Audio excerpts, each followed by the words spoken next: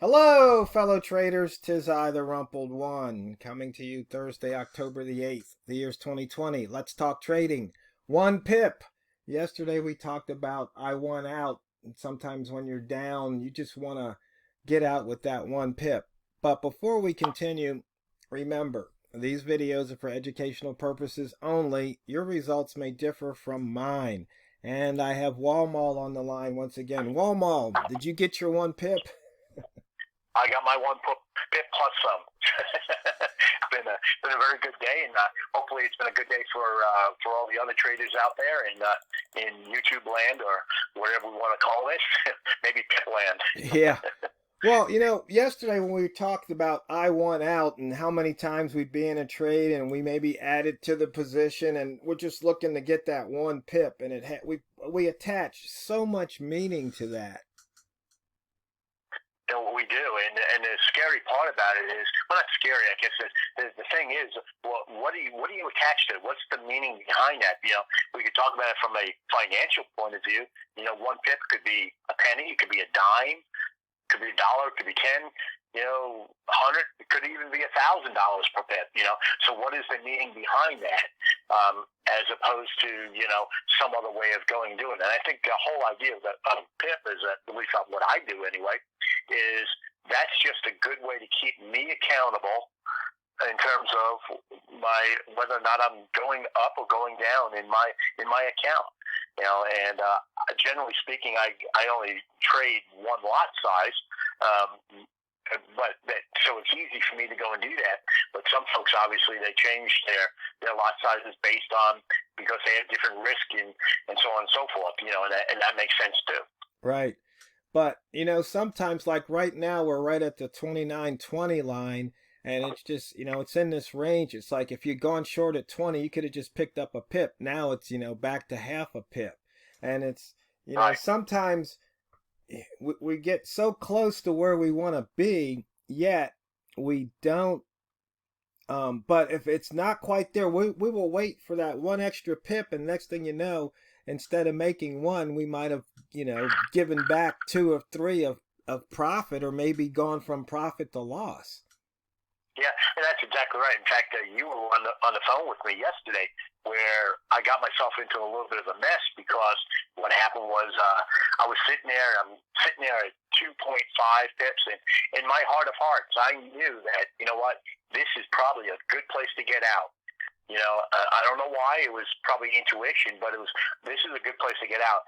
And I said, nope, I want to see that 3 pips. I want to see 3 pips. I didn't even want to see one more pip. I wanted to see a half more pip. And then the next thing you know, I'm down, and I'm not down a little bit. I'm down a lot of it. I was able to trade my way out of it, but that was an hour and a half of grief that I had to go through in order to trade my way out of it. Yeah, and that and that really gets into the mind, the old regret of missing out, regret of getting out. And you mentioned intuition though earlier. Yeah, and the thing is, go ahead. No, I was going to say, you mentioned intuition. I just want you to elaborate on that for the traders out there. Well, and I think that comes down a lot to, I say this all the time, and I've talked to a number of traders, on the phone, and one of the biggest things I think that most traders do in order to get better is just that screen time, having seat time. And what happens is you get to learn what you're doing. You get to learn and see what the market does and how it does it. And that's also why I always recommend that people trade one pair. Just trade one pair. I don't care what pair it is, but trade one pair, because you become very, very intimate with that pair. And so what happens is I can sit there and look at the chart, okay, and say, based on what it has been doing, there's a good likelihood that the market is going to go and do this. I don't know. I don't have a crystal ball and say, hey, it's going to absolutely do this, but I have this intuition that this is what the market's going to do at this moment in time. And of course we have indicators and things like that that may go and help us out a little bit with that. But a lot of times it really comes down to, what? Yeah, I know that you like the 40 line. I like the 60 line. You've seen on the 40 line that for whatever reason, the pound dollar loves to launch off of that 40 line. It'll come up to that 40 line, it'll break it, and then it'll run up 20, 30 pips sometimes off of that line. And it does it more times than it doesn't. And you're right about that. But how did you learn that? You learned that by watching the market, observing the market over not a day, not even a week, but I mean over months of just watching the market. I've noticed that for whatever reason, the market loves the 60 line. It loves to come to the 60 line and it's like a magnet. The market goes to the 60 line and then it goes back and forth across that 60 line and then eventually goes and leaves it because the market has to go and leave it. But if I'm sitting here at 50, or 50, 52, 53, and I see I get a signal to go long, I'm pretty confident it's going to get to the 60. I'm also pretty confident that it's going to start running into some trouble there. So it's time to, you know what, if I get to the 60, I'm out. Even though it may blast through it, I'm just going to get out because I know very easily it'll get to the 60 line and be rejected and go right back down to where my entry was. The only reason why I know that is because just, lots and lots of time sitting in front of the screen, watching it every single day of the week, doing this. And there may be other observations that other traders will come across. Those are just two examples.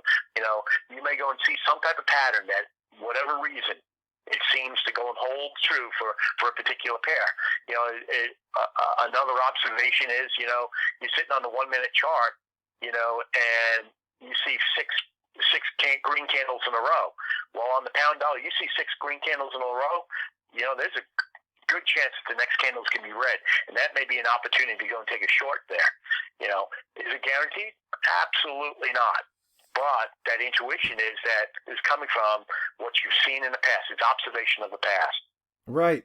And there was a trader that been corresponding with me via email, and he's like a new trader, wants to trade, and I said, horizontal line. He's like, well, give me a method. It's like, it's not really a method. You're looking at the chart here. There's the 10 line. If price goes up to 10, you go long. That's it. Either you're going to make money, make some pips, or you're not. There's nothing more to it than that, and that's trading. And he's talking about, well, the lines are different depending on time frame. And I replied, I go, the daily open is the daily open no matter what time frame I'm looking at. I mean, here's the daily open. I'm on M1. If I switch this over to the H1 chart, the daily open stays the daily open. I mean, yesterday's high is yesterday's high. Yesterday's low is still yesterday's low. It doesn't matter. But all that matters is you see price hit a line.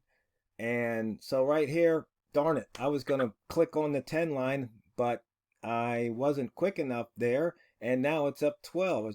I just wanted to do an illustrative point that this is what can happen. So we saw price here, it hit the 10, and then it went straight up, and now it's back. But there was an opportunity to pop off 1 or 2 pips. I mean, right. And the thing is, some folks will say, well, it's only 1 or 2 pips. But, you've said this in previous videos, and it's simply, the simple fact is if you're trading $100 a pip, that's $100 in your pocket. Right. And so that 1 pip could be rather significant, and that's what it really comes down to, and I like what you just said, with drawing a line on a chart, It's sort of like you go to the gas station, we're always everybody I know, who drives a car, you're always looking at the gas station, and you drive past the gas station, and you see the price on that big sign out front. Okay, and it's like right now, gas in my area is selling for about $1.74 a gallon. Okay, I see that. Now, if I see a gas station where the price is $1.84, I know that price is high. And am I going to buy the gas there if I know that seems like a high price? Of course not. Well, you get that observation with intuition and everything else, as well in trading. The price right now is sitting at 29.10. Is that a good price or is that a bad price? How do I know? Well, that comes from observing the market and seeing what the market's doing today. What are most people thinking that price is? And that's what's going to drive the price. And, one way or another. That's the observational part of it. That's the intuition part of it, But the thing is, we draw a line on a chart, I happen to draw my lines at 10, 20, 30, 40, et cetera, and when it gets to that line, I make a decision. Okay, is this a place where the market looks like that? If I get to the 10 line and that looks like to me that the price is cheap right now, well, guess what I'm going to do? I'm going to go and jump in. And with the Wawa method, generally speaking, I'll jump in anyway, even if I think the price is high. And the reason why is because what I'll do is if I jump in at the price of 10 and I think that price is high, I'll go as soon as it gets to 12 or 13, I jump out, get my 2 or 3 pips. Yeah. 2 or 3 pips is profit. Yeah. Now, whereas if I think go ahead. If at the other hand, if I think the price is low and I jumped in at 10, you know what? I'm probably going to be willing to go and stick it out a little bit longer and maybe get to my 10 pips that I'm really looking for the day. Yeah. Now, traders, if you look at this chart, I switched over to the hour chart. You see price came down here to about 2,900. But if you look to the left, as Walmart says, you see it reversed right here at let's see, where did it reverse at? Low, 99.1. So the smart move would be wait for price to break this level, because even though you do have this line here, it's already rejected it here. I mean, because it only closed below or opened below here, one closed below and an open below one time. So you can see what's this telling you? Price wants to be above the 00 rather than below it. So you have to, just look at these little clues here. Now, once again, had I been able to get that trade in, up 16 pips. I'm sorry, up 10 pips here from that 10 line. And that's it in trading. I mean, you can look at the 1 hour chart here, or you can drop all the way down to the 1 minute, and you see these opportunities. Once again, price is just it just keeps wanting to go up above this 10 line. And so that's what that's telling you, is that for whatever reason, there's people down there that are they're driving the price there, but that price is considered to be a cheap price. So people come in, when it hits that 10 line, people think it's cheap, and so they're going to buy in. And when people buy in, what does it do? It drops the price up. Take advantage of that. And now another thing is, you see it put in a low. It's like a lower low, higher low, and then it broke this high. Well, look what happened here. It broke that high on this green candle here, and then it dropped below it, then pushed above it, and then pretty much just bounced off that high. So once again, that's just looking, reading the chart, and just looking at what price is doing, and using that and applying that to your trading. Now, again, it just comes down to watching and seeing what it's doing, observing, because that's the most important thing. What we've seen here, it got up to the 20, it bounced off that 20, it's now coming off of it. That's not my method of trading like that. But the thing is, if you would have seen that, and just as soon as that candle opened up and it crossed over that, you could have picked up 2 pips. Yeah. Now another trader said something about, I wish you would have put those trades up on the chart or something like that. We're doing these videos live, of course, but you guys are seeing them after the fact. And a lot of times people will look at the result of the trade as opposed to the process that led up to the result of the trade. And that's what they get mesmerized by. That's why they're talking about Lambos and Ferraris as opposed to really, what did they do? What analysis did they put into it? And okay, so they got the result that they have a Lambo and a Ferrari. But if you think you're going to do that from the get-go, like this trader's saying, hey, I want to learn this on the euro, and then I want to apply it on other time frames and other pairs. It's just like, you know what, you gotta walk before you run. And speaking of running, we've almost run out of time. The fastest 15 minutes trading is just about over. So fellow traders, just remember, 1 pip could be the difference between profit and loss. Don't be greedy. It's not what you trade, it's how you trade it. Get out there and drain the banks. And if you're new, welcome aboard and subscribe, click like. This is the Rumpled One, over and out.